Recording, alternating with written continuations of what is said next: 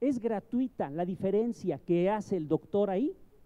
No, tiene que tener una razón, un sustento, un sentido. Y luego vayan a la tercera, la cuarta, mujer. ¿Por qué la mujer está separada de los personajes? ¿Qué requerimientos necesita el concepto educación de la mujer para ser diferente, distinguirse del primero y el tercero y a su vez de los que le siguen posteriormente? ¿Sí? Entonces las categorías de análisis en un momento dado tienen que obedecer a la mirada que yo estoy dando y, bueno, no yo Martín me refiero, sino cada quien, cuando sus alumnos, ustedes. Y en ese sentido los conceptos de segundo orden nos van a permitir precisamente poder ubicar muchísimo, dependiendo de lo que le interese en cada región, en cada normal, para poder ubicarlos, pero ser precisos. O sea, ¿qué es lo que queremos? Por último, el que sigue. Ahí, gracias. En el aspecto cultural, cultura escrita separado de lectura, espacio y tecnología escolar separado de saberes y conocimientos, vida cotidiana, ¿por qué lo separa? Es decir, tiene que haber una especificación y un porqué de estas diferencias entre una y otra. Alguien podría decir que si hablo de cultura escrita, tengo que hablar al mismo tiempo de lectura, o bien de que no podría disociarlas. No sé, o sea, él tendría sus razones para ponerlo de esa manera, pero lo que quiero hacer énfasis es de que tenemos que tener claro primeramente qué estamos viendo, desde dónde, desde qué teoría lo estamos viendo y cómo vamos a leer la fuente primaria, porque la fuente primaria no habla por sí sola.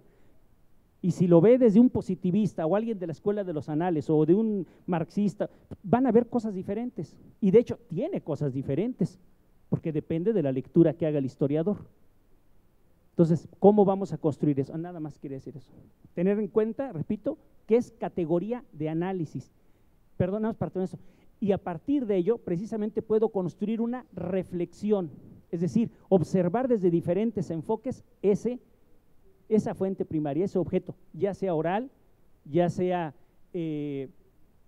escrito, monumento, una pintura, no sé, lo que sea, ¿no? Pero es muy importante eso, bueno, me parece. Gracias. Gracias, Martín. Sí, yo quiero enfatizar esta parte. Nos dicen en el acuerdo 592 en la RIEP, información histórica. Aprender a buscar y ordenar la información histórica. Mucho gusto. Yo me llamo Siddhartha. Gracias. No dice nada. Eso y nada es lo mismo. Si yo no tengo categorías analíticas, no puedo buscar información y no la puedo ordenar. Aprender a buscar y a organizar la información requiere de esto. Yo te tengo que decir a ti cuál es mi postura historiográfica y explicarte cuáles son mis categorías y dónde voy a buscar mi información y de qué manera, para que tú sepas que lo que yo estoy haciendo tiene sentido. ¿Sí? Eso es lo primero que hizo Federico. Lo primero que hace es decir, bueno, yo les voy a presentar el estado del arte, o sea, lo nuevo de lo nuevo, la vanguardia de la historia de la educación en el siglo XXI, pero solamente en estos congresos y solamente desde esta forma de organizar esa información. Y entonces ya nos la presenta, que es un poco también lo que hizo el compañero. Yo vengo de Tlapa, ¿sí? Y lo que hago con mis alumnos es ver este texto y luego irme a las comunidades y comparar. ¿Sí se dan cuenta cómo organiza y luego nos presenta? Eso es lo que hay que aprender. Wittgenstein decía en uno de sus libros, en el primero que escribe, que le he reconocido, el Tratados Filosóficos, dice, pensamiento es acción, dice Wittgenstein. ¿Qué significa eso? Que en la medida en que yo puedo tener claro qué estoy pensando, puedo accionar. Si yo no tengo claro el pensamiento, yo no puedo accionar, y si acciono, puedo accionar a través de dar traspiés, tumbos, equivocarme. Por eso él insiste, pensamiento es acción. Wittgenstein. Gracias. Yo conozco gente que se sube al coche, lo prende, se echa a andar y no saben pero ni a dónde van, ni cómo van a llegar, pero ahí van, hechos la mocha gastando gasolina. Entonces ya les preguntas, ¿y a dónde nos dirigimos? Ah, pues no sé. ¿Y por dónde te piensas ir a no sé? No, pues no sé. Ah, bueno, está bueno, a ver si llegamos. Entonces por eso es como esta insistencia en el orden. Yo lo que quiero que observemos es que esas categorías analíticas, por ejemplo, la categoría de actor social es abstracta y se define teóricamente, ¿no? Entonces, podemos tomar a diferentes autores, por ejemplo, Touraine dice que el actor social es un emergente y es un colectivo, no es un individuo, es un colectivo. Para Touraine los actores sociales no son individuos, son grupos sociales, pero no permanentes como las clases sociales, pensando en el marxismo, sino emergentes, es decir, vamos a suponer que en una colonia se quedan sin agua. Bueno, no, a ver, pónganme un ejemplo de un actor emergente, ahorita en estos días.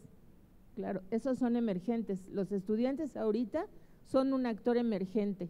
Y es probable, o sea, porque también así lo define Touraine, que tienden a desaparecer, no son eternos, digamos, ¿no? Tienden a desaparecer y luego a veces reaparecen, pero con otras formas, otras agendas, etcétera, ¿no? Pero eso lo define teóricamente, o sea, hasta aquí es abstracto. No hemos bajado, no hemos descendido, por decirlo de alguna manera, a la realidad concreta. Cuando nosotros decimos, bueno, para mí el actor social es tal y tal y tal, y luego bajamos y vemos, por ejemplo, yo estudié la educación socialista y ahí los actores sociales son muy definidos, pero un actor social importante en ese momento histórico eran los movimientos católicos, ¿no? Que dieron la batalla en contra de la educación socialista y a favor, digamos, de una mirada muy, muy conservadora.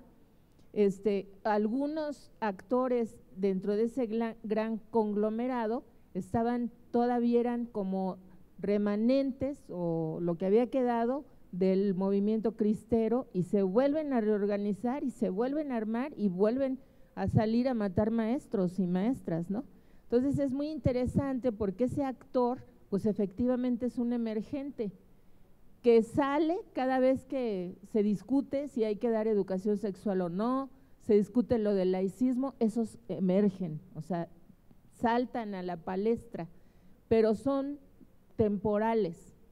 La iglesia es permanente, ¿no? Pero los actores sociales son una cosa emergente, temporal, y luego otra vez como que se retraen y tienden a desaparecer. Bueno, entonces, sí, porque las banderas sociales no son eternas, tienden a caducar desde el momento en que Ávila Camacho dijo, bueno, me hago de la vista gorda, ustedes sigan teniendo sus escuelas y sigan dando clases de religión, pero en sus escuelas yo no les hago nada, ustedes no me ataquen a mí.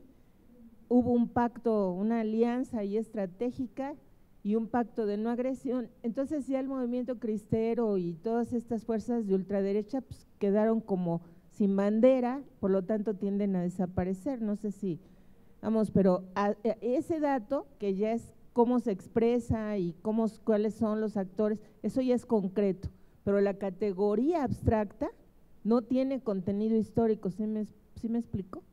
La categoría abstracta me sirve para, a la hora que voy a ver la realidad, diga, ok, estos son los actores sociales. Y fíjense que aquí Lazzarín hace una distinción entre los actores sociales y los personajes históricos. ¿Cuál es la diferencia?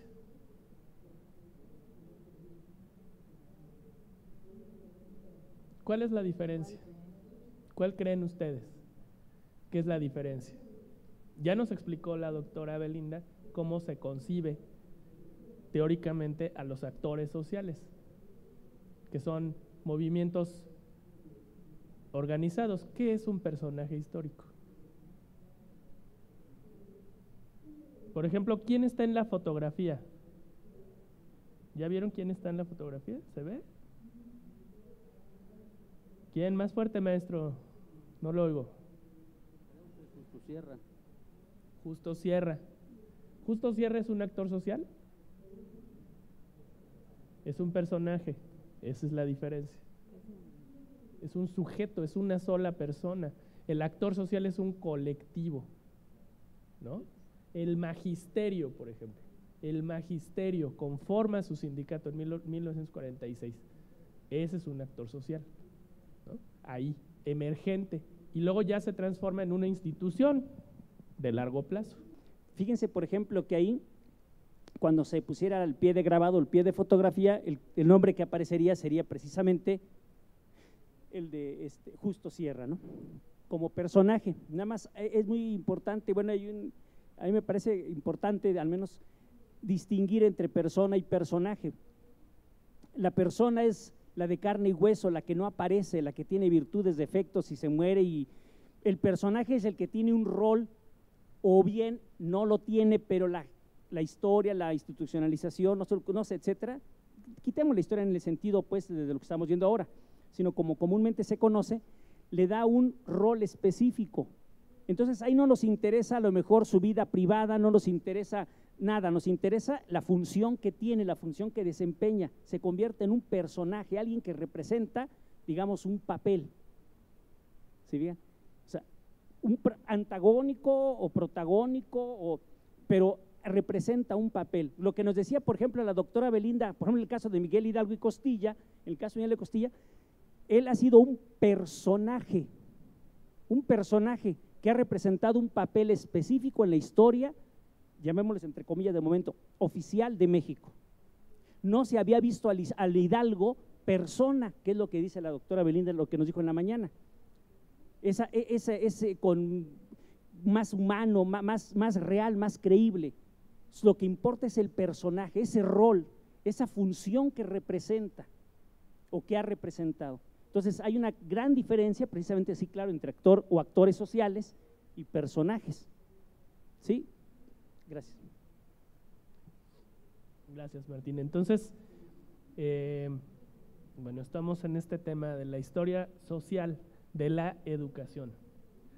Y sí me interesaba hacer estas distinciones. Luego, por ejemplo, tenemos a las comunidades académicas, tenemos otra vez la infancia y la niñez, y a las autoridades educativas. Si yo quisiera hacer la historia social de las comunidades académicas, ¿de qué estaría hablando? ¿Qué entienden ustedes por un ejemplo de comunidad académica?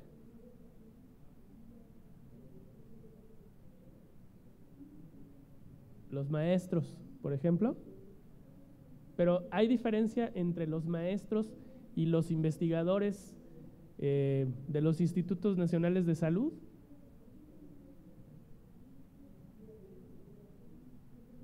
¿Cuál es la diferencia? ¿O es lo mismo? ¿De qué hablamos? ¿Qué constituye una comunidad académica? La coincidencia, pero no en la docencia, sino en la investigación, ¿no? Entonces, aguas, porque hay diferencias ahí. Sí, bueno, infancia y niñez, que nos presentó al principio unas fuentes. ¿Y a ustedes se les había ocurrido que se podía hacer la historia de la infancia? Sí.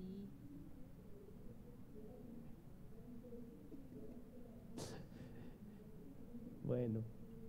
Y bueno, ya las autoridades educativas, que francamente, esa es una parte como muy estudiada, o sea, como de lo más estudiado que hay. Bueno, es esta parte de historia cultural de la educación. Bueno, tienen vida cotidiana. Por ejemplo, cuando ustedes vayan al archivo histórico de la Escuela Normal Veracruzana, la Repsamen, van a encontrar que don Enrique era una persona muy alemana. Por ejemplo, el maestro Belderrain, que fue el director fundador de la Normal de Chihuahua, del estado, escribía a los vendedores, a los editores, tanto de México como de Europa y Estados Unidos, para pedirles los libros. Y entonces tú ahí te enteras de qué libros pedía, cuánto costaba el libro, y que además les pedía un descuento, porque era maestro. Háganme mi descuento. Y entonces ya llegaban los libros a la biblioteca, y está el inventario de la biblioteca, y luego tienes un libro en donde se registraban los alumnos y los maestros que sacaban los libros o que los consultaban ahí en la biblioteca. A eso nos referimos cuando hacemos la historia de la lectura, ¿no? Por ejemplo, ese tipo de cosas. Pero ¿qué pasa? Porque lo que, digamos, es más o menos fácil y socorrido es hacer la historia. Bueno, están los libros de texto. Sí, pero ¿cómo se leen los libros de texto? No me interesa tanto lo que dijo el autor, porque eso está ahí y lo puedo ver. Pero, ¿qué dijo el maestro frente al libro de texto? ¿Qué dijo el alumno? ¿Cómo lo leyó? ¿Cómo se apropió? ¿Sí? Esa es la parte que nos interesa. Y entonces ahora hay muchas investigaciones de varios historiadores y varias historiadoras tratando de rescatar las cartas que escribían los niños y los maestros a la CONALITEC sobre los libros de texto, con las opiniones y las solicitudes y las peticiones para tratar de ver cómo se leían los libros de texto a principios de los años 60, ¿no? Sobre todo del siglo XX. El tema del espacio escolar es un tema emergente que es muy importante. Como ustedes saben, a finales del siglo XIX surge toda esta idea de la higiene y toda la idea de que la higiene tenía que enseñarse en la escuela, y entonces no solamente se debía enseñar, sino también la escuela tenía que ser un espacio que permitiera la higiene, y entonces por lo tanto las ventanas, a ver si les suena, las ventanas tenían que ser grandes, permitir la iluminación adecuada de los salones con luz natural, y tenía que permitirse también la ventilación de las aulas escolares. Ese modelo CONALITEC de las secundarias, que parecen reclusorios, contradice totalmente, digo CONALITEC no, ¿cómo se llamaba? El instituto, bueno, lo que ahora es el instituto, el CAPSE. Ese modelo de las escuelas secundarias sin ventanas, donde encierras a 50 adolescentes en plena época de la hormona, y entonces abres el salón y te encierras ahí con ellos y sales, pero bueno, contradice totalmente los principios pedagógicos y pediátricos. Fíjense, de finales del siglo, desde el siglo XIX ya se sabía, pero como no estudiamos historia, no sabemos que ya se había dicho que eso no se hiciera. Bueno, como no estudiamos historia y además necesitamos un guardadito, estrenar coche todos los años, pues sí, porque también es un tema de corrupción que no está estudiado, ese tema no está estudiado. Bueno, a eso nos referimos con la historia de los espacios escolares, y vuelvo a la Repsamen, y Repsamen hace los dibujos y los modelos de cómo quiere las aulas de la normal y de la anexa, de la escuela primaria anexa, con las medidas de las ventanas y dónde tienen que ir las bancas, y que las bancas se tienen que poder mover, y de qué tamaño tiene que ser el escritorio del profesor, y esa es la tecnología escolar. Ustedes se acuerdan que se usaban en algún momento pizarras, por ejemplo, y luego se dejaron de usar, ¿no? Para cada niño. Bueno, hay un montón de herramientas didácticas y pedagógicas que se van a utilizar incluso en los congresos pedagógicos de 1889, 90 y 91, en los dos, me refiero a ambos, se discute si se debe hacer o no un almacén de material didáctico que se compre en mayoreo y luego se distribuya a los estados, ¿no? Y entonces se hacen las listas y cotizaciones de todo lo que se podía traer de Francia, de lo que se producía en Inglaterra, de lo que se hacía en Estados Unidos, de las mesabanco, toda esta parte que tiene que ver con la enseñanza objetiva. O sea, detrás de toda esta idea de cómo se hacen los muebles y qué tipo de objetos se deben de llevar al aula, hay una idea y una concepción filosófica de la educación, que es lo que más nos interesa, ¿sí?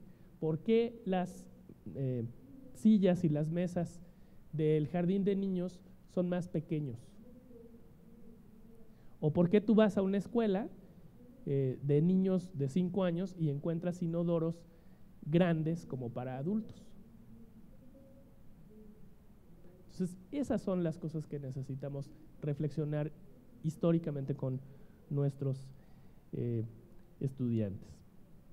Bueno, saberes y conocimientos, creo que eso está un poco más claro. Y como pueden ver ahí, las fuentes a las que vamos a aludir son distintas. Ustedes vean nada más los temas que se han estado discutiendo a nivel internacional, ¿no? Libros y educación, urbanismo y educación, educación y modernidad. Bueno, la educación secundaria la nueva educación. Bueno, eso es una cosa más teórica.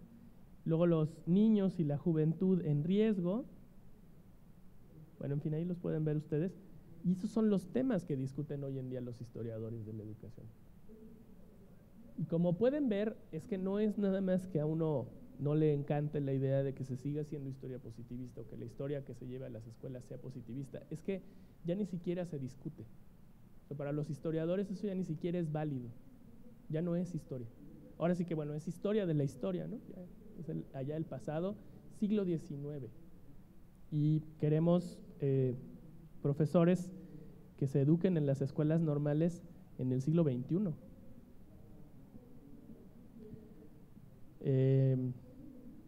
Y ahí también pueden ver lo que se ha discutido aquí en México y en Latinoamérica. Formación. Entonces, no sé si esta parte, ¿por qué es importante? Porque si vamos a estudiar historia de la educación, necesitamos saber qué quiere decir eso de historia de la educación. Y es esto, ¿no? A eso nos referimos cuando hablamos de historia de la educación.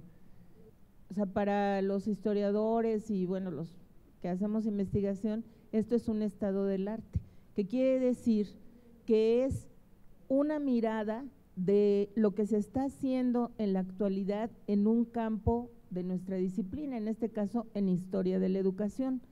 Si ustedes revisan el programa, van a darse cuenta que en la primera unidad nosotros decimos que lo que queremos es que se aproximen los estudiantes a los estados del arte, ¿no? Que son precisamente estos balances en donde se ve lo que se está haciendo, cómo se está haciendo, a partir de qué perspectivas teóricas, de qué categorías analíticas, etcétera.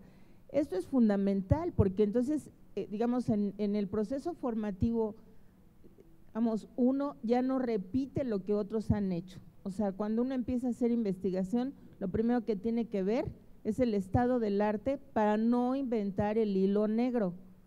O sea, yo voy a trabajar a lo mejor un tema ya muy trabajado, pero lo voy a hacer desde una perspectiva metodológica distinta, es válido. Pero si yo voy a repetir cosas que ya se hicieron, pues no tiene caso que haga mi investigación. Entonces, es muy importante que los muchachos de las normales, aunque no van a ser investigadores, sepan lo que se está haciendo hoy en historia de la educación y que no crean que seguimos en la postura del Arroyo, por ejemplo, ¿no? O sea, el Arroyo pues ya es parte de la historia, es importante conocerlo, pero como historia de la historia. Entonces no podemos, digamos, en la bibliografía que trabajemos en este tipo de conferencias actualizamos. O sea, es muy importante actualizar, no podemos estar trabajando historia de la educación con una bibliografía de 1950 o 1960, etcétera. No, o sea, tenemos que actualizar y para eso puede servir este material. Entonces, no hay dudas, ¿verdad? Sobre el estado del arte ya nos quedó clarísimo. Ya sabemos que si queremos profundizar en alguno de estos aspectos, podemos buscar en internet, ustedes vieron en la presentación de Federico que venían los links de los congresos y ahí podemos bajar las ponencias para ver y leer qué investigaciones se están haciendo. Eso ya, ya quedó claro también y ya no hay dudas, ya nos quedó muy claro esta parte. Lo que están viendo en la pantalla ahora es el programa del curso, que ya viene, digamos, ya aterriza y apropia todos estos elementos que hemos estado planteando durante todo el día, y esa es la lógica, ¿sí?, con la cual se construye este curso. Por eso era importante, a lo mejor en un esquema muy tradicional desde nuestra parte, presentarles primero como toda la parte del diagnóstico y la teoría, y entonces ya después cómo aterriza. Nada más se los voy a platicar y ya sí les voy a pedir que lo lean, ¿no?, con atención, y sí, bueno, ya aquí comentaremos, ¿no? Estos son los propósitos y la descripción general del curso. Me voy a ir a la parte que es un poco lo que ustedes van a leer aquí, es un poco lo que les hemos estado presentando, ¿no? Es la explicación. Y luego me voy a ir a la parte de las unidades de competencia. Bueno, antes de eso, Estas son las competencias del perfil de egreso, que me interesa mucho que las veamos, y estas son la parte de las competencias del curso. Las competencias del perfil de egreso son estas tres, no se las voy a leer, ustedes las pueden ver ahí.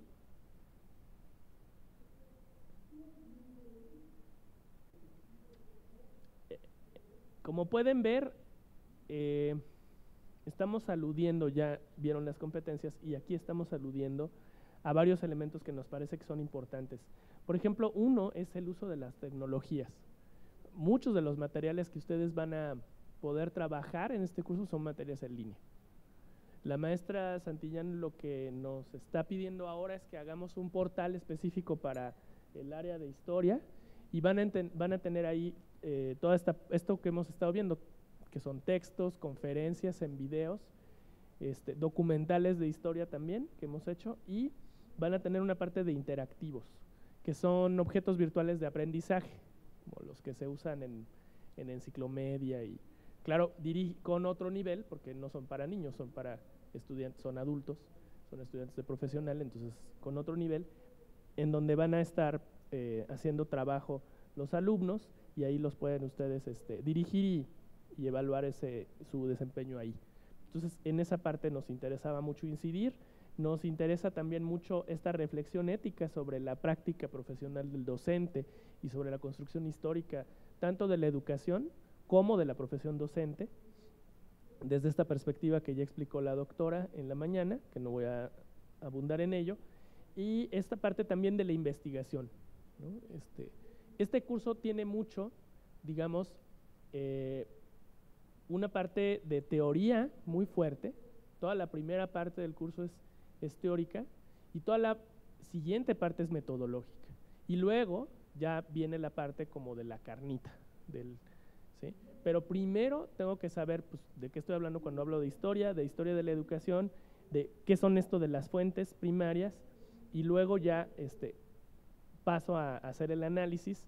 Digamos, ese es como el esquema que está aquí construido.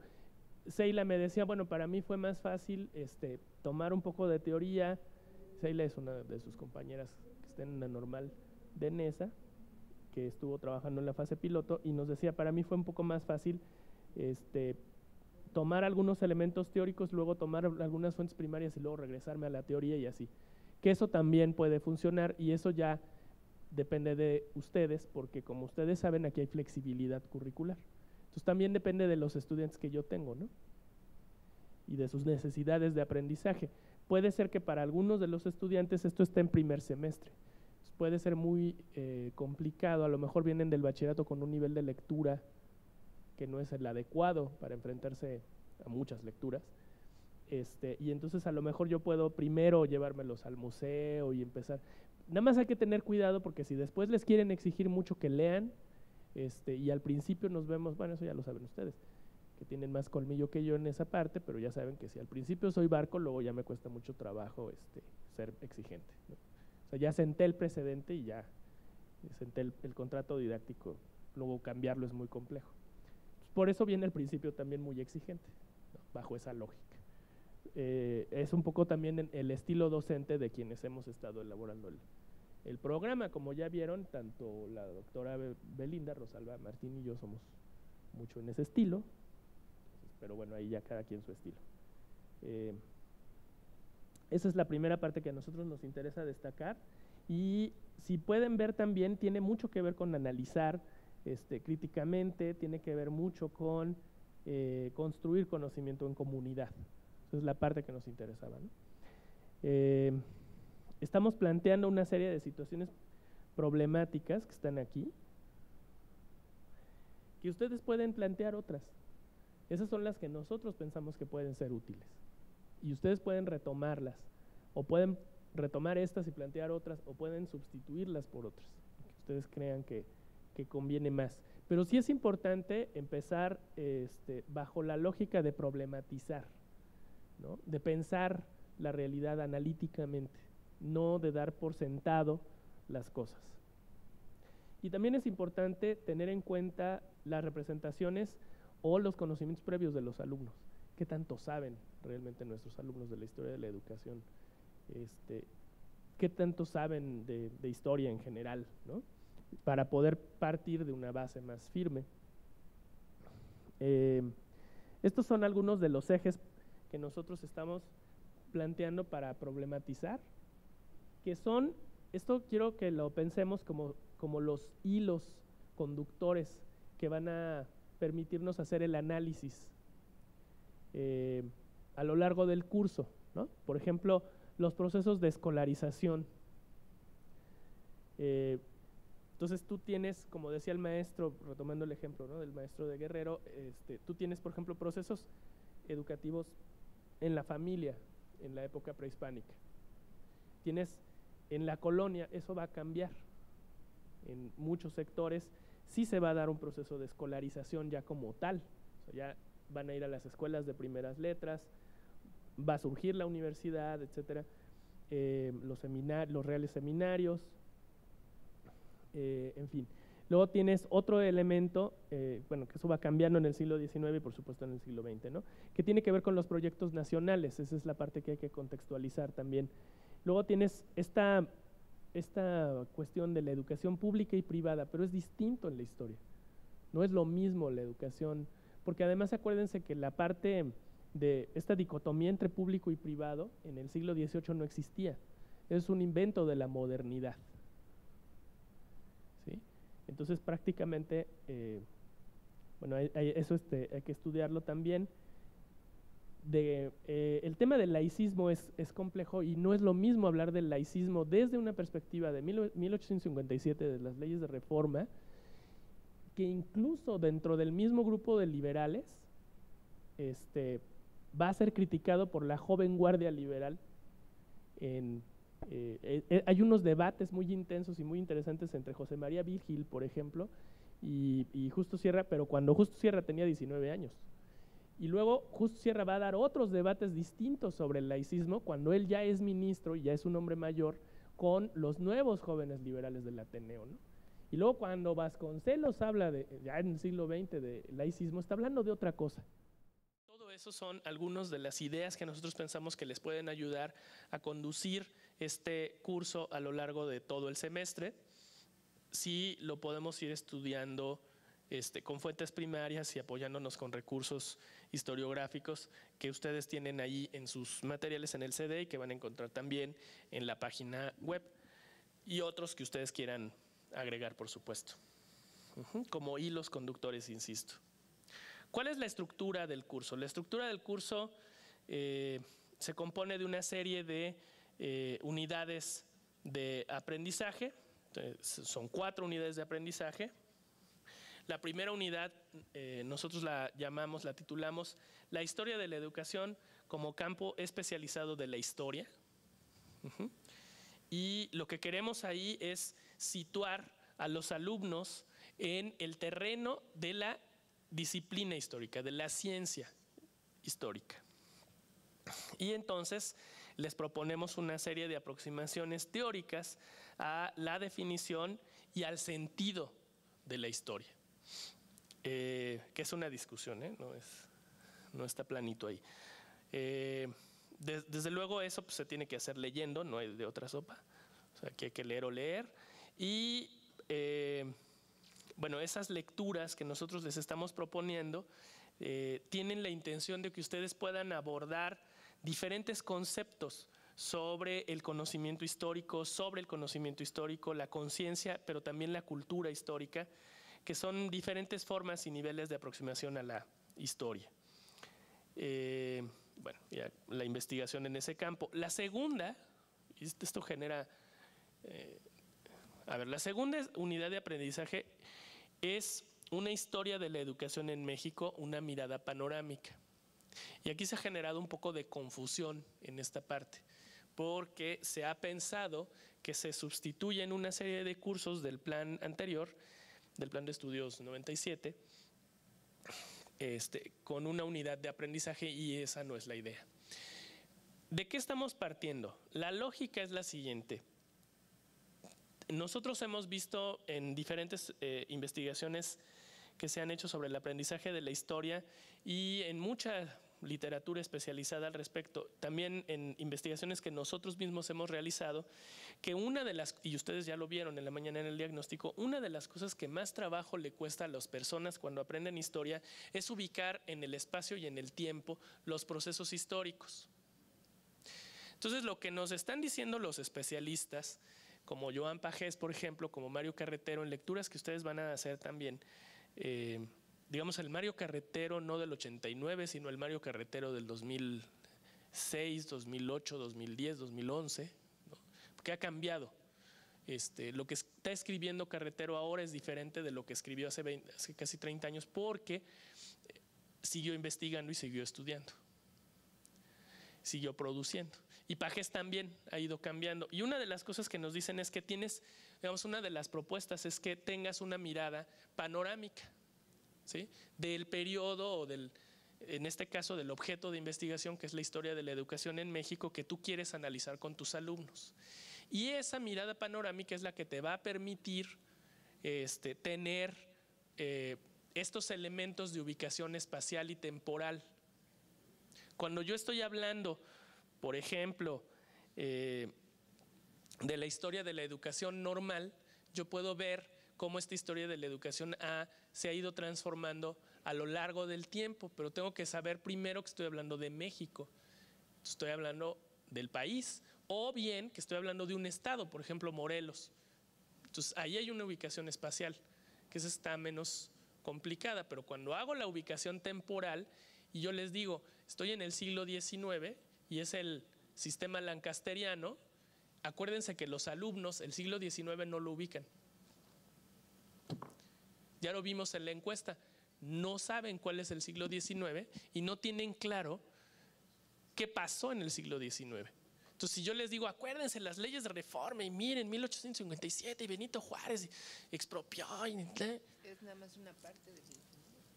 Eso es un pedacito del 19, pero además a los chavos no les queda claro que eso pasó antes de la intervención francesa, pero después de la intervención norteamericana. Entonces, el contexto histórico en el que tienen que estudiar estos procesos no lo ubican. Ese es el problema. Nuestra respuesta a ese problema es este planteamiento de la mirada panorámica. Y sí, algunos de los temas que se sugiere tocar son como, por ejemplo, lo decía el maestro, esta parte de la educación indígena, aquí hay que cuestionarse un poco, pero bueno, en fin, esta parte de la educación prehispánica, ¿no? En fin, pero son desde esta perspectiva, ¿sí?, de una mirada panorámica. Una vez que ustedes tengan, y quiero ver, a sus alumnos claros, ¿sí?, de que la nación, de que este país surgió como nación en los años 20 del siglo antepasado y que desde allá arranca el Estado Nacional y que antes no había Estado Nacional, pero ni siquiera como ideario, y que pasaron 300 años de colonia y que me digan los chavos ¿qué son 300 años? Yo no conozco a nadie que haya vivido 300 años y ustedes tampoco, y nadie conoce a nadie etcétera. Dense cuenta de la dimensión temporal que estamos manejando.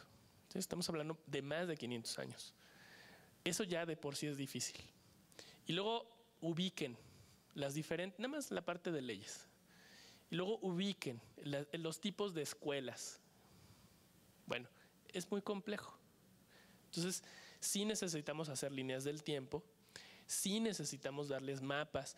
El mapa de la República Mexicana cambió ya como república, pero antes no era república. Y antes de la independencia era una colonia y la Nueva España era una cosa y la Capitanía de Guatemala era otra y el Soconusco era otra cosa. Sí, porque metemos todo al saco, ¿no? Ah, sí, la historia de México. Paz. Pues México no existía. Perdón, no hay tal. Y ya, desde ahí estamos perdidos. Y extraviando a los demás. Y extraviando a los demás, ¿no?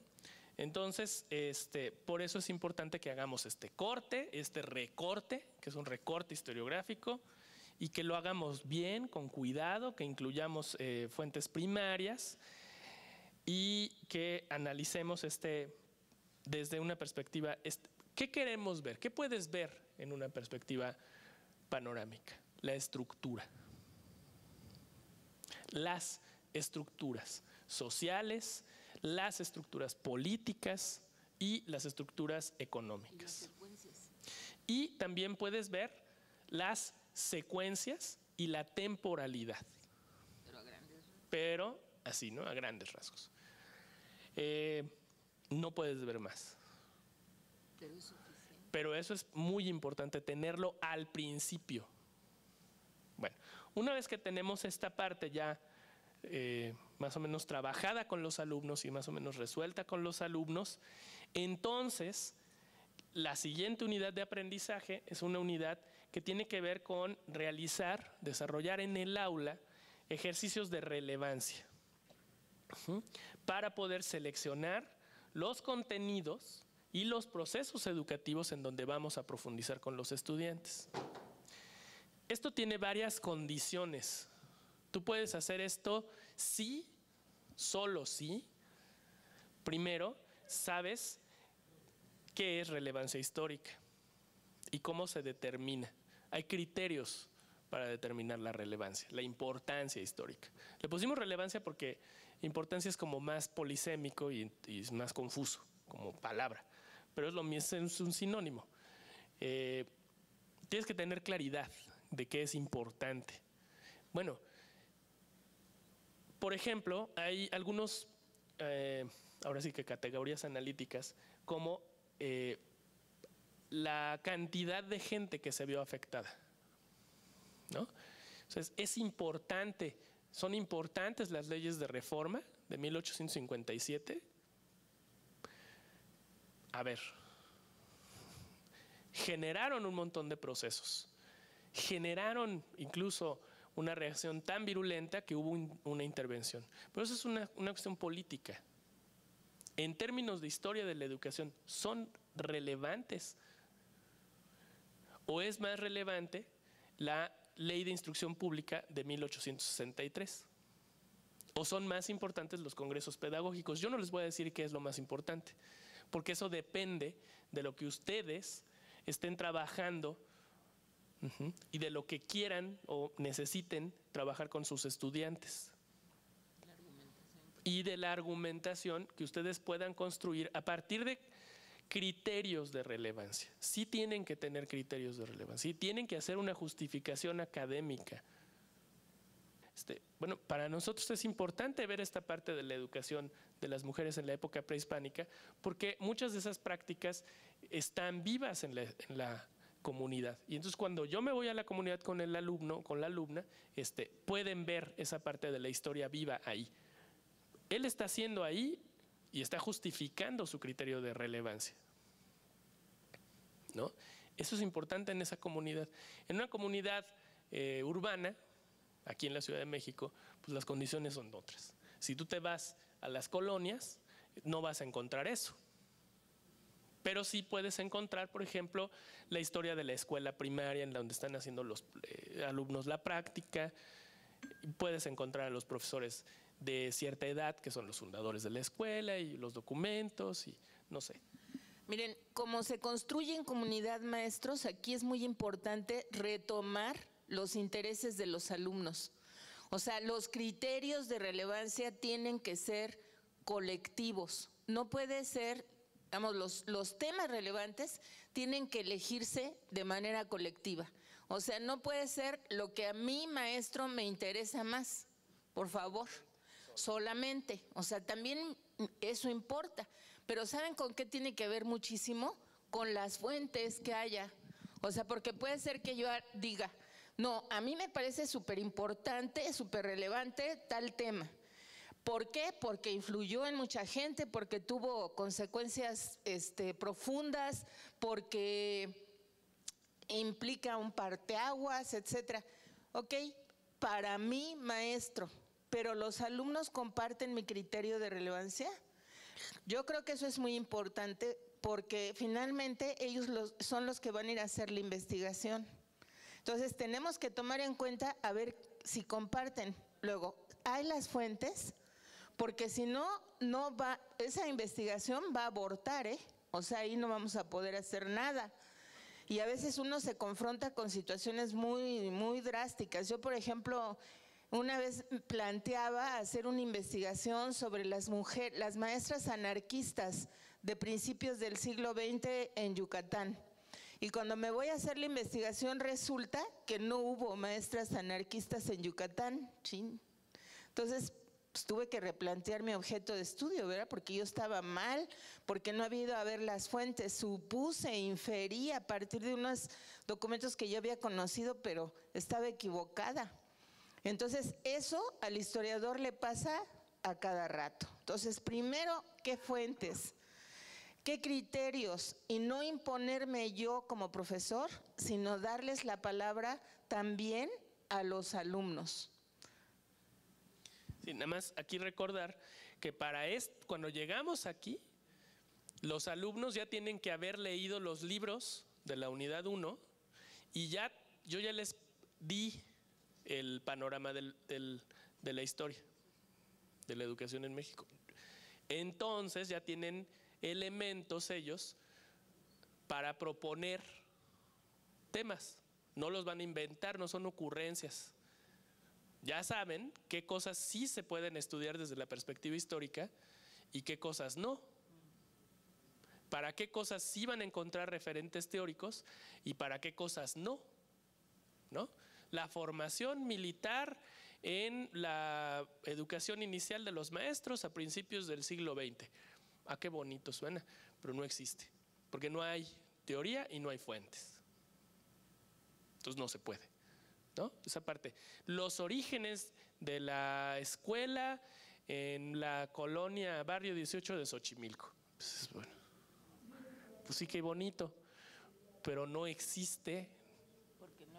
Porque no había Barrio 18, porque ahí nada más era ese barrio, es el último barrio de Xochimilco y ahí nada más eran milpas y no le daban clase al maíz. Entonces, pero eso ya, cuando llegan a este nivel, cuando llegan a esta unidad de aprendizaje, eso ya lo saben. Puede ser que no, pues entonces nos regresamos, porque para eso es flexible el programa. Me regreso y veo la teoría y digo, pues ¿qué pasó? Ah, bueno, me faltó aquí, me falló. Es que no leí la página 9. Bueno, ya, la leo. Es en serio, ¿eh? A todo el mundo le pasa. Digo, también estoy bromeando un poco, pero bueno, en la cuarta unidad, una vez que ya hice estos ejercicios de relevancia y una vez que ya tengo localizadas mis fuentes, que sí se van a tener que ir al archivo, sí, que ni qué. Y que se van a tener que ir al museo y que se van a tener que ir a darle lata al cura de la parroquia para que los deje entrar y ver los papeles de las escuelas de primeras letras del siglo XVIII, sí, se los juro que sí, y les va a costar trabajo, pero sí van a poder y les va a gustar más. Mañana cuando empecemos a ver las fuentes primarias, van a ver que es mucho más interesante y mucho más rico que ver los libros de texto. Bueno, y así como a nosotros nos gusta, también a los chavos les gusta y aprenden. Bueno, cuando ya tenemos esta parte hecha, entonces vamos a la unidad 4 y entonces vamos a empezar a trabajar esta parte de los conceptos de segundo orden y el trabajo con fuentes primarias para la comprensión de la historia de la educación.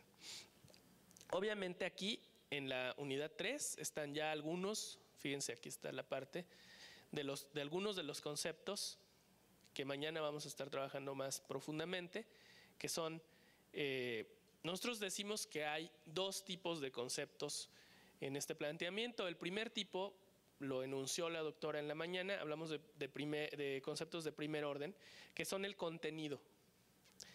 Y ella decía, por ejemplo, Revolución Francesa, ¿no? Si tú hablas de la revolución, estás hablando de un concepto eminentemente político o económico, pero no estás hablando, porque no hay una ubicación espaciotemporal, de un concepto histórico. Cuando hablamos de Revolución Francesa o cuando hablamos de la revolución educativa, estamos haciendo alusión a un concepto abstracto, complejo.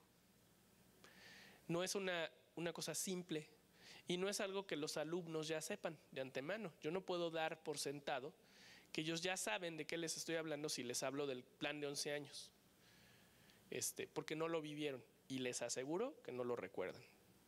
y no lo han estudiado. Ni en la primaria, ni en la secundaria, ni en la prepa se estudian esas cosas. ¿Por qué no se estudia historia de la educación? Esta es la primera vez que ellos van a estudiar historia de la educación. Si yo les hablo de los congresos pedagógicos del siglo XIX o les hablo de Repsamen, llegan a la normal Repsamen y no saben por qué la normal se llama así.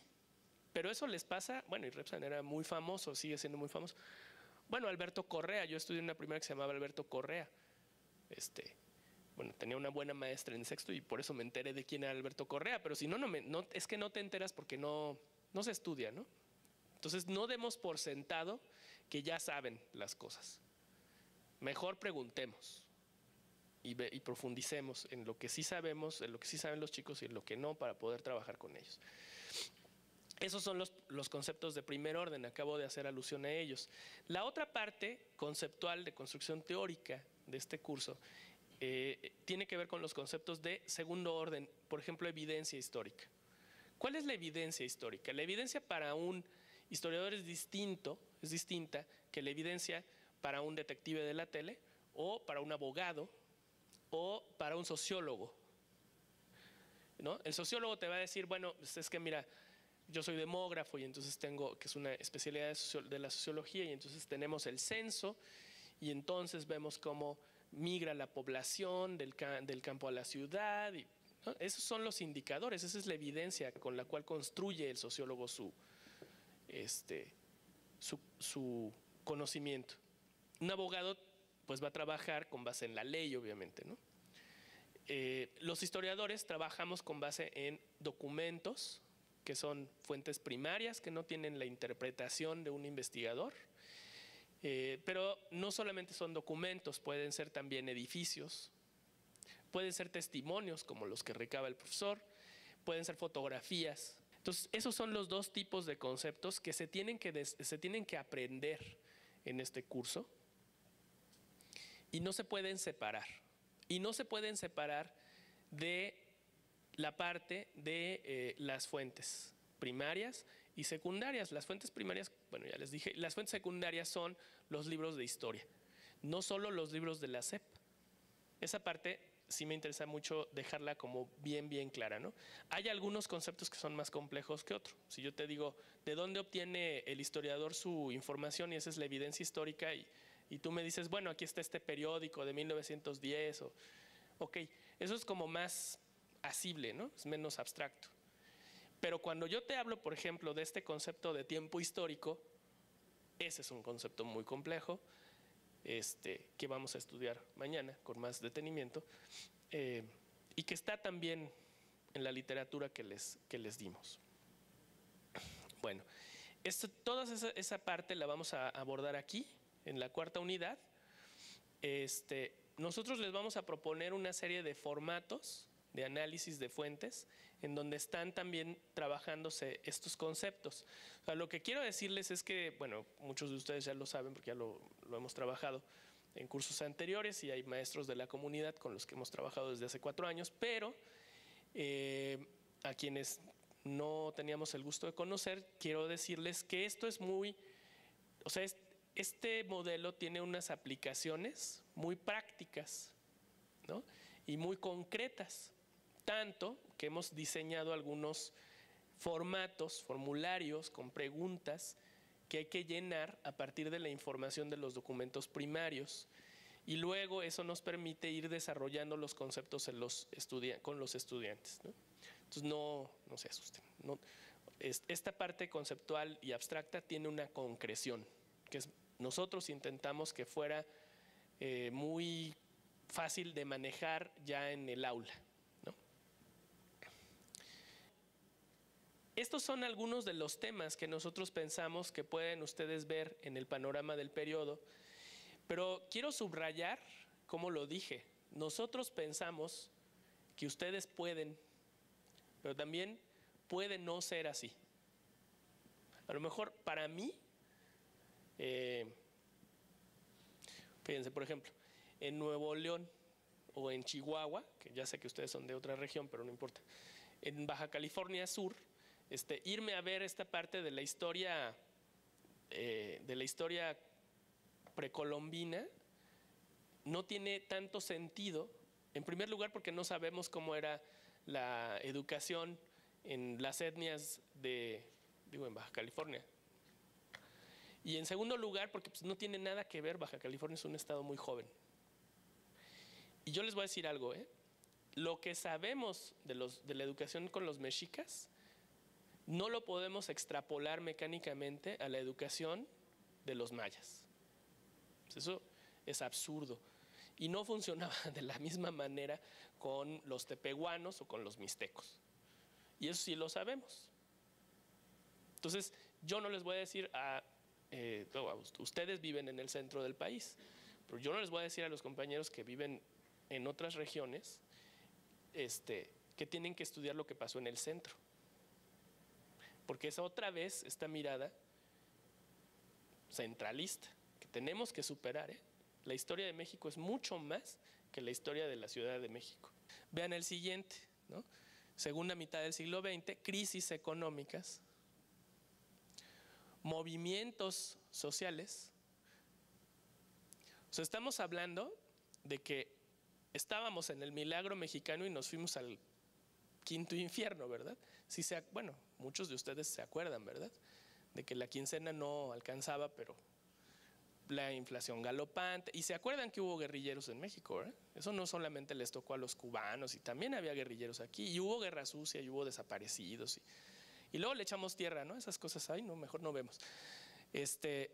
Pero existió, aunque no lo queramos ver.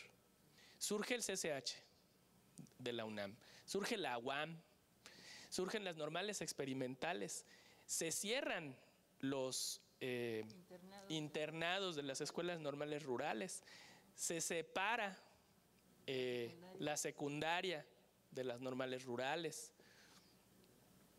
Y tú les dices, es que fíjense que se cerraron pero no les dices, es que hubo un movimiento estudiantil en el 68 y hubo una masacre el 2 de octubre y pues, no entienden nada.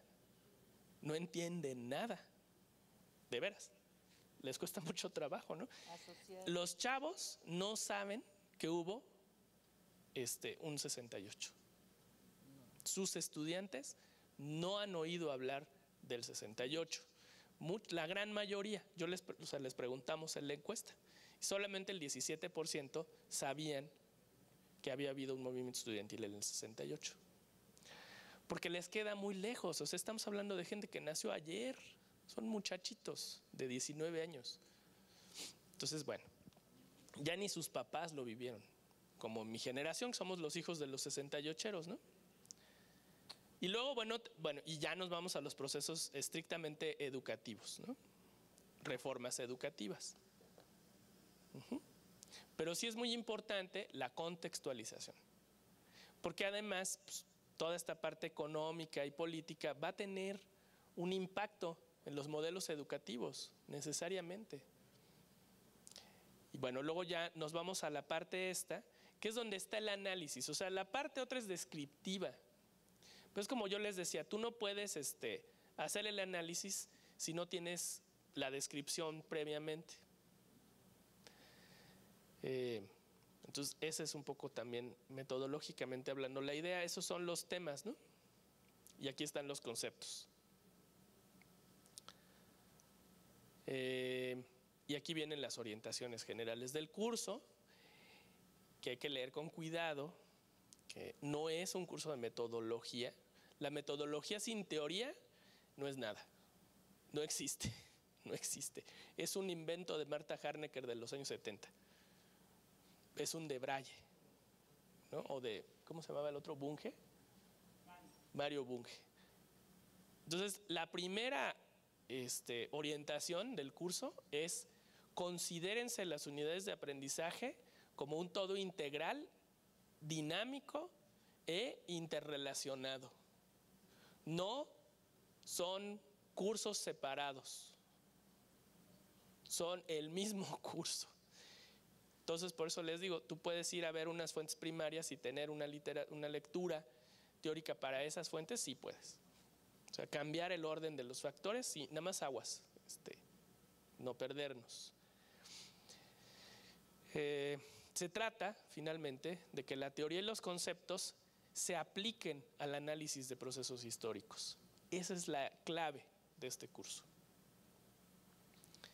Si no logramos hacer eso, si no analizamos procesos históricos desde una matriz teórica y metodológica con fuentes primarias, no logramos el propósito del curso. Sí, entonces no se trata de que aprendamos la definición de historia social. La historia social es y estudia y ya, ¿no? Y hice el examen, medio lo pasé y me di la vuelta y se me olvidó. No se trata de eso, sino de que podamos realmente aplicar estos conceptos al análisis de documentos primarios y al análisis de procesos históricos en contexto. Entonces, obviamente, la bibliografía que les estamos sugiriendo tiene varios niveles o varios temas a estudiar, ¿no? Uno es primero qué es la historia y cuál es la función social de la historia, qué es la historia de la educación como un campo especializado de la historia y qué se está estudiando actualmente, qué hacen los historiadores para escribir la historia de la educación, para que nosotros y nuestros estudiantes puedan, como decía el maestro, ser estos historiadores o estos historiadores aprendices en las aulas de las escuelas normalistas y posteriormente ser esos mismos historiadores aprendices con sus comunidades de aprendizaje ya en la educación básica. Ese es como el nudo gordiano, ese es el núcleo de la propuesta y luego, bueno, en torno a eso van a girar todas las demás consideraciones y orientaciones generales para el desarrollo del curso que ya se las expresamos y por eso ya no las voy a seguir leyendo, están aquí explicadas. Sí se trata de que sus alumnos puedan hacer, de que sus estudiantes puedan hacer, generar hipótesis y que las puedan validar y que las puedan confrontar. No todas las hipótesis se van a ver, a probar. Hay hipótesis que uno tiene que decir, reconocer que pues, no funcionó la hipótesis, y entonces hay que rechazarla. O matizarla. O a lo mejor también cabe la posibilidad de quitar, digamos, matizar, ¿no? Hacerla menos fuerte la hipótesis.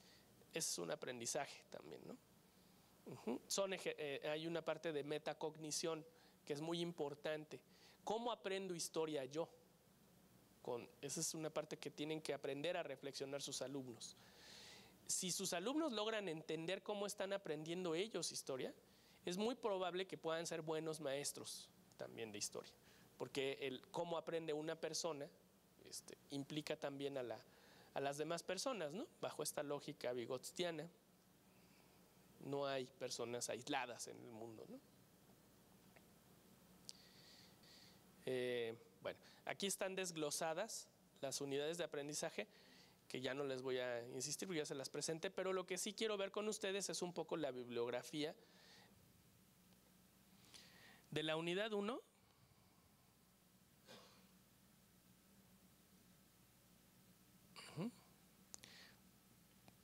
Viene Los Caminos de Clio, que ese nos habla de teoría de la historia. Viene de Pensar históricamente, de Vilar, y de Canadine, ¿qué es la historia ahora? Entonces, por ejemplo, en de Canadine, de qué es la historia ahora, ustedes pueden ver, entonces, fíjense, ¿qué es la historia social ahora? ¿Qué es la historia política? ¿Qué es la historia, bueno, religiosa esa no nos toca mucho, pero qué es la historia cultural ahora? ¿Qué es la historia de género? Este libro, fíjense cómo se llama, Pensar históricamente. Y lo que está haciendo Vilar ahí es definir qué entiende él por pensar históricamente y cómo se logra eso. Y luego también nos está hablando de la historia problema, cómo se problematiza en la historia, por eso es importante. Ahora, tengo que refinarme todo el libro, bueno, yo sí, porque voy a dar la clase, ni modo. Pero los chavos, a lo mejor yo les puedo pedir que lean algunas partes que yo seleccione, que me parece que son más importantes, ¿no? Y es un artículo, o sea, son unas 25 páginas, 25 cuartillas. Y lo que me permite hacer es construir una serie de esquemas analíticos sobre las diferentes corrientes historiográficas más importantes desde el siglo XIX hasta el siglo XX. Entonces, por eso es importante. Bueno, esa es la unidad 1. La 2 tiene esta parte de la historiografía de la educación del COMIE, es una selección. Sobre todo, y esto lo que nos dice es qué se investigó en un periodo de tiempo que va de 1993 al 2003 en términos de historia de la educación en nuestro país. Se hace una revisión exhaustiva tanto de las ponencias que se presentan en el Congreso cada 2 años del COMIE, como de las tesis de maestría y doctorado que se escriben y de los artículos publicados en revistas especializadas. O sea, es una revisión muy, muy amplia y nos da un panorama bastante bueno de lo que se investigó en ese periodo. ¿Por qué llega hasta el 2003? Porque ya ahora se está escribiendo el nuevo estado, se está investigando el nuevo estado del arte y no hemos acabado, y yo creo que ya no acabamos este año, aunque no sé, a lo mejor me acabo comiendo mis palabras y acabamos antes. Eso dependerá de la coordinadora, que es la doctora Esther Aguirre Lora de la UNAM, y nosotros estamos ahí participando junto con varias escuelas, con profesores de varias escuelas normales. Bueno, tenemos para la unidad 3 un libro de la doctora Belinda completo, que se llama Gritos y Sombrerazos, la historia de los debates sobre la educación sexual en México en el periodo que va de 1934 a 1946. Y luego tenemos un libro que escribió una maestra de la Escuela Normal de Chihuahua, que se llama Concepción Franco Rosales, que es sobre la Escuela Normal de Chihuahua, la historia de la normal. Y es un muy buen libro de historia de la educación. Y tenemos este libro que también es interesante sobre la institucionalización del magisterio. Ustedes pueden proponer otras cosas que enriquezcan este aprendizaje. Y luego tienen ustedes estos formatos que nosotros preparamos para ustedes, que son los formatos con los cuales les proponemos que trabajen ya en el salón de clases con los muchachos. Entonces aquí yo les doy un documento primario, ¿no? Este es el boletín de la Secretaría de Educación Pública de 1922, del 1 de septiembre de 1922, tomo 1, México. Y lo que quiero presentarles es un discurso. Es el discurso pronunciado por el licenciado José Vasconcelos, secretario de Educación Pública, en el acto de la inauguración del nuevo edificio de la Secretaría de Educación Pública. Y entonces, lo que vamos a tratar de ver en estos documentos primarios son estos elementos. Y miren de qué se trata. ¿Se trata de una fuente primaria o de una fuente secundaria? Esa es la primera pregunta. ¿Cuál es la fecha y el lugar en donde se produjo? ¿Quiénes son los autores? ¿Quiénes son los destinatarios? ¿Cuál es la intención? Aquí, sobre el contenido. ¿Cuál es el contenido de la fuente? Identificación del evento o proceso. Partimos de lo más simple y vamos complejizando el análisis, pero siempre vamos a partir de lo más simple. Incluso en el curso vamos a partir de lo más simple hacia lo más complejo. Eventos y procesos que anteceden o que se mencionan en la fuente. Y vamos a ver cómo podemos obtener esta información de los diferentes documentos. Y luego ya tenemos un organizador gráfico. Este nada más es un ejemplo de uno de los formatos para que vean de qué estamos hablando ya en la aplicación del modelo. Y el compromiso de la maestra Santillani y nuestro, las instrucciones que nosotros recibimos de ella, es en el sentido de poderles ir proveyendo más materiales de manera tal que cuando ustedes inicien el ciclo escolar, ahora en agosto, en un par de meses, tengamos ya un portal completo de historia en donde puedan tener todos estos materiales juntos y accesibles y los puedan estar descargando. Y también, hasta donde yo entiendo, que tengan los libros que sí se pueden conseguir en México físicos en las escuelas. Por ejemplo, de Tank, que me dicen que ya está agotado. Entonces ahí habría que hablar con el Colmex y decir que hagan otra edición, ¿no? Eso es posible. Pero bueno, ya mañana les muestro. Yo quisiera cerrar con sus participaciones, sus comentarios y sus dudas, y ya para que mañana podamos ver cómo está pensado este modelo en la implementación. Se está apoyando con bastante material. La situación que nos deja, creo yo, en mucha desventaja por tiempos es la segunda, aunque se menciona que es una panorámica. Entonces, lo que sería mi necesidad, y en esos términos la planteo, ¿qué posibilidades hay de que así como se trabaja en taller lo de las fuentes, hacer esa revisión y clasificación y organización que me parece que es muy valioso el ejercicio? ¿Qué tanto podría ser por parte de ustedes como historiadores y como investigadores? No porque nos den una receta o nos den ya un ejercicio hecho, pero cómo estructurar todo ese contenido, hablándolo en términos tradicionales, contenido histórico, porque para mí sí es preocupante. Es como ver los dos cursos del desarrollo histórico de México en una situación. Y que además esa es la materia con la que vamos a trabajar.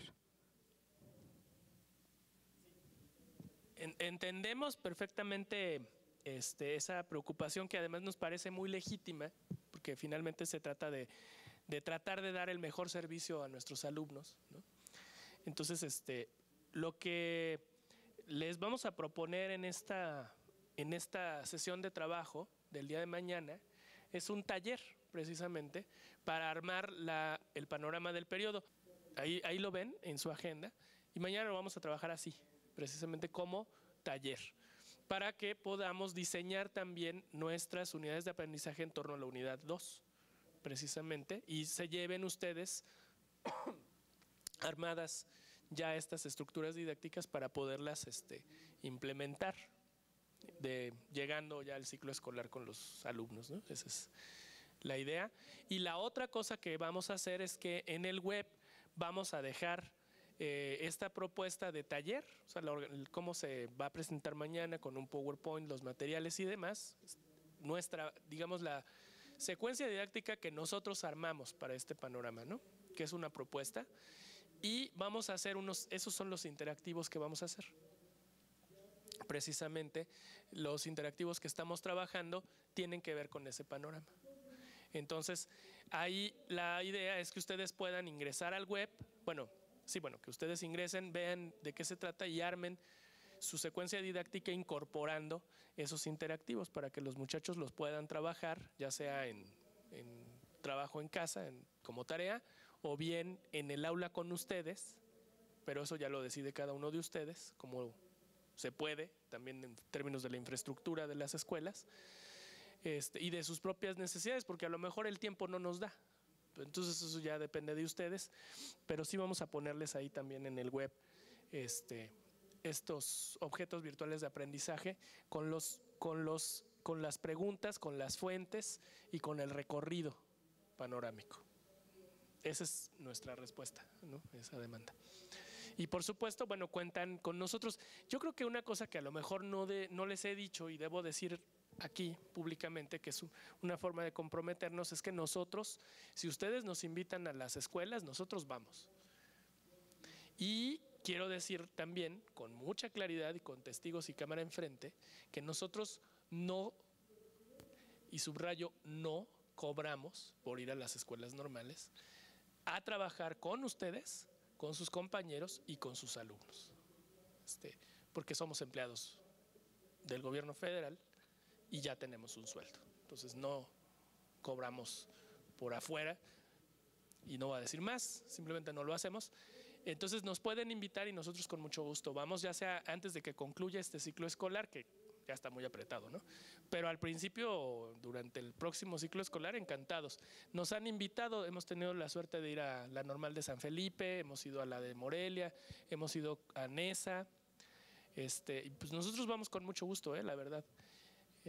Y trabajamos con los chicos, con ustedes, porque estamos para eso.